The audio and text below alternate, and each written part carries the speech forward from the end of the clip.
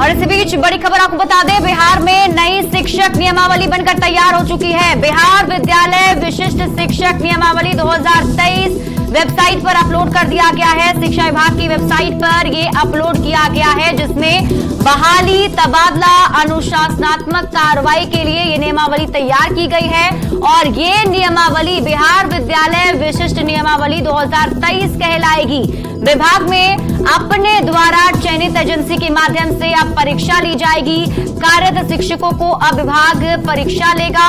1 साल के भीतर ही परीक्षाएं ली जाएंगी। प्रत्येक शिक्षकों को परीक्षा उत्तीर्ण होने के लिए 3 मौके दिए जाएंगे। अब नियोजित शिक्षक भी कहलाएंगे विशिष्ट शिक्षक। इसके साथ ही नियोजित शिक्षकों के लिए राज्यकर्मी का रास्ता साफ हो गया है। रजनीश हमारे सहयोगी अधिक जानकारी के साथ जुड़ चुके हैं। रजनीश, ये खबर कितनी महत्वपूर्ण है उन शिक्षक अभ्यर्थियों के लिए और जो शिक्षक कार्यरत हैं उनके लिए? बिल्कुल शिप्रा, बिहार के लिए सबसे बड़ी खबर है, क्योंकि लगातार जो राज्य के नियोजित शिक्षक हैं वो इंतजार में थे कि उन्हें राज्यकर्मी का दर्जा कब मिलेगा। लेकिन इस बीच अंदर खाने से लगातार जो खबरें आ रही थी, न्यूज 18 जानकारी दे रहा था।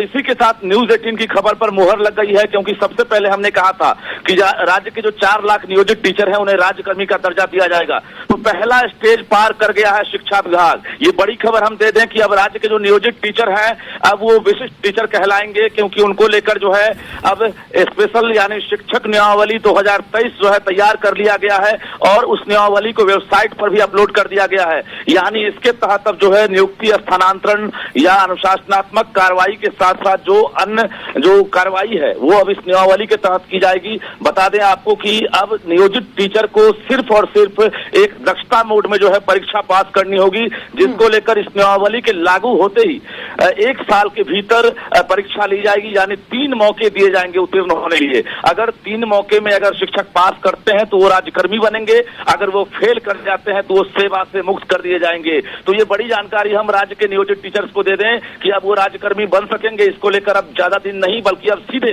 इस नियमावली के ड्राफ्ट के आधार पर अब कैबिनेट में मुहर लगने की बारी है। यानी हमने कहा था कि दुर्गा पूजा से पहले राज्य सरकार बड़ा फैसला लेगी और दुर्गा पूजा से पहले अब पूरी संभावना बन गई है कि कैबिनेट में मुहर लगेगी।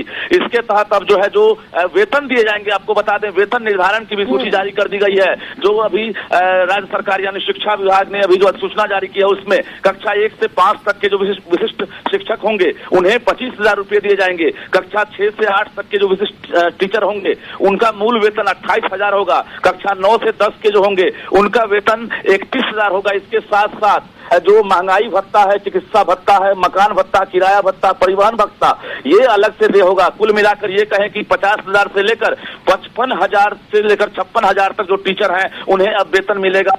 और ये बड़ी खबर है राज्य के नियोजित टीचर्स के लिए। अब इसी के आधार पर बहाली होगी और अनुकंपा का भी लाभ मिलेगा। तो कुल मिलाकर नई शिक्षक नियमावली बनकर तैयार हो गई है। अब नीतीश कैबिनेट में सिर्फ मोहर लगने वाली है और दुर्गा पूजा से पहले माना जा रहा है कि अब जो है राज्य के नियोजित टीचर्स जो है वो अब राज्यकर्मी का दर्जा प्राप्त कर सकेंगे। शिप्रा, बिल्कुल रजनीश, जो मांगे लगातार उठाई जा रही थी,